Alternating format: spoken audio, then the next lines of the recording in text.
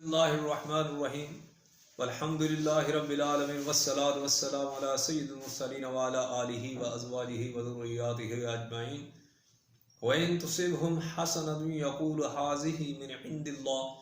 وَإِن تُصِبْهُمْ سَيِّئَةٌ يَقُولُ هَٰذِهِ مِنْ عِندِكَ۔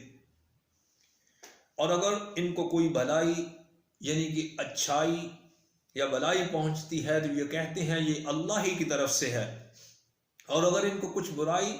یا مصیبت یا پریشانی پہنچتی ہے تو یہ اے رسول مکرم صلی اللہ علیہ وآلہ وسلم تو یہ آپ سے کہتے ہیں یہ آپ ہی کی طرف سے ہے۔ اچھائی اللہ کی طرف سے پہنچتی ہے اور برائی ہمارے گناہوں کے نتیجے میں ہمیں پہنچتی ہے۔ جب حضور علیہ السلام اور آپ کے صحابہ رضوان اللہ علیہم اجمعین نے مکہ سے مدینہ کی طرف ہجرت کی اور جب آپ مدینہ میں آباد ہو گئے تو اس کے بعد یہودیوں اور منافقوں کو جب بھی اچھائیاں یا برائیاں، راحتیں یا مصیبتیں جب ان کے پاس پہنچتی تو وہ کہتے کہ جب سے یہ لوگ مکہ سے مدینے ہمارے پاس آئے ہیں یہ سب انہی کی وجہ سے ہے، ہمارے پھلوں اور کھیتوں کی پیداوار کم ہو گئی ہے۔ اللہ تعالیٰ نے اس آیت میں ان کا رد فرمایا کہ ہر چیز کا خالق و مالک اللہ ہی کی ذات ہے، سختی ہو یا آسانی، کامیابی ہو یا ناکامی، فصلوں کی پیداوار زیادہ ہو یا کم،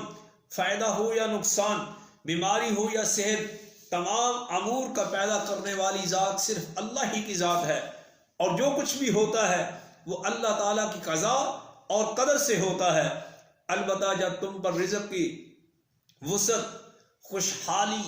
اور فراخی ہو تو یہ محض اللہ تعالیٰ کا تم پر فضل اور انعام ہوتا ہے،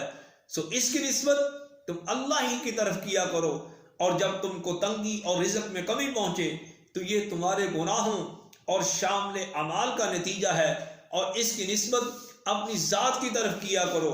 بعض پڑھے لکھے جاہل لوگ ایسے بھی ہیں جو کل من عند اللہ کا غلط معنی سمجھا ہوا ہے، وہ کہتے ہیں کہ نیک اعمال اور اچھے اعمال دونوں ہی اللہ ہی کی طرف سے ہیں، تو اس میں بندے کا کیا قصور ہے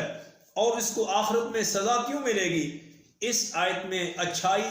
اور برائی اور ہر چیز کا تعلق جو ہے امور تکوینیہ سے ہے، امور تشریعہ سے نہیں ہے۔ امور تکوینیہ سے مراد وہ ہیں جو بندوں کے دخل کے بغیر وقوع پذیر ہوتے ہیں، جیسے پیدا ہونا، مرنا، بیماری، صحت، بارش کا ہونا یا نہ ہونا، طوفانوں اور زلزلوں کا آنا۔ اور امور تشریعہ سے مراد وہ کام ہے جن کو کرنے یا ان کو نہ کرنے کا اللہ نے بندوں کو حکم دیا ہے، مثلا نیک کام کرنا اور برے کاموں کو ترک کرنا۔ نیک اور بد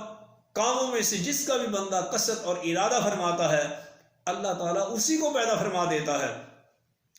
بندے کے ارادے کو قصد اور اللہ کے پیدا کرنے کو خلق اور ایجاد کہتے ہیں، اور انسان کے قصد کی وجہ سے اس کو جزا و سزا ملے گی۔ جو لوگ قصد اور خلق کا فرق نہیں کرتے، ان میں سے بعض کہتے ہیں کہ انسان پتھروں کی طرح مجبور ہے اور ہر نیک اور بد کام کی نسبت اللہ ہی کی طرف منسوب کرتے ہیں، یہ جبریہ ہیں۔ اور بعض کہتے ہیں کہ انسان اپنے افعال کا خود خالق ہے، یہ معتزلہ ہیں۔ اور اہل سنت کا مذہب یہ ہے کہ بندہ قاسب ہے اور اللہ تعالی خالق ہے۔ جبریہ اور معتزلہ مردہ مذاہب ہیں، لیکن ان کے نظریات اور آثار اب بھی بعض لوگوں میں پائے جاتے ہیں۔ قرآن حکیم میں اسی آیت کے بعد دوسری آیت ہے ما اصابک من حسنۃ فمن اللہ وما اصابک من سیئۃ فمن نفسک۔ اے انسان، تجھ کو جو فائدہ پہنچے وہ اللہ ہی کی طرف سے ہے، اور جو تمہیں نقصان پہنچتا ہے وہ تیری ہی شامت اعمال کی وجہ سے پہنچتا ہے۔ انسان کی زندگی اور بقائے زندگی محض خدا داد ہے، ظاہر ہے کہ اس میں کسی کی عملی استحقاق کو دخل نہیں۔ پھر زندگی کو عطاعت میں لگا دینا اللہ ہی کی توفیق پر موقوف ہے، اور یہ توفیق بھی بلا استحقاق ہے۔ اس لیے انسان اگر ساری عمر خالص نیکی کرتا رہے تو نعمت الہی کا شکر بھی ادا نہ ہوگا۔ اسی لیے رسول اکرم صلی اللہ علیہ وآلہ وسلم نے ارشاد فرمایا، کوئی شخص بھی اللہ کی رحمت کے بغیر جنت میں داخل نہیں ہوگا۔ تو صحابہ نے عرض کیا، یا رسول اللہ صلی اللہ علیہ وآلہ وسلم، کیا آپ بھی؟ آپ نے فرمایا، ہاں میں بھی۔ اے انسان، تجھے جو برائی اور مصیبت پہنچتی ہے وہ صرف تیری ہی وجہ سے،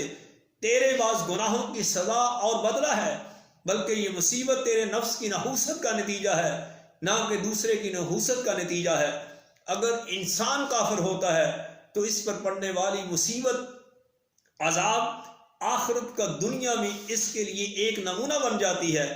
اور مومن پر واقع ہونے والی مصیبت اس کے کچھ گناہوں کا کفارہ اور بلندی درجات آخرت کا ذریعہ بن جاتی ہے۔ حضرت عائشہ صدیقہ رضی اللہ تعالی عنہا سے مروی ہے کہ رسول اکرم صلی اللہ علیہ وآلہ وسلم نے فرمایا، جو مصیبت مسلمان پر آتی ہے اللہ تعالیٰ اس کو اس کے گناہوں کا کفارہ بنا دیتا ہے، یہاں تک کہ جو کانٹا بھی چبھتا ہے۔ حضرت ابو سعید خدری رضی اللہ تعالی عنہ سے روایت ہے کہ رسول اکرم صلی اللہ علیہ وآلہ وسلم نے فرمایا، جو دکھ یا بیماری مسلمان پر آتی ہے، یہاں تک کہ جو کانٹا بھی اس کو چبھتا ہے، اللہ تعالیٰ اس کے ذریعے سے گناہوں کو اتار دیتا ہے۔ حضرت ابو موسیٰ اشعری رضی اللہ تعالی عنہ سے روایت ہے کہ رسول اکرم صلی اللہ علیہ وآلہ وسلم نے ارشاد فرمایا، بندے کو جو ٹھوکر لگتی ہے یا اس سے بھی کم و بیش مصیبت آتی ہے وہ گناہ کی وجہ سے آتی ہے، اور جتنے حصے گناہ کو اللہ تعالیٰ معاف کر دیتا ہے وہ بہت زیادہ ہوتا ہے۔ اور انسان کو چاہیے کہ جب بھی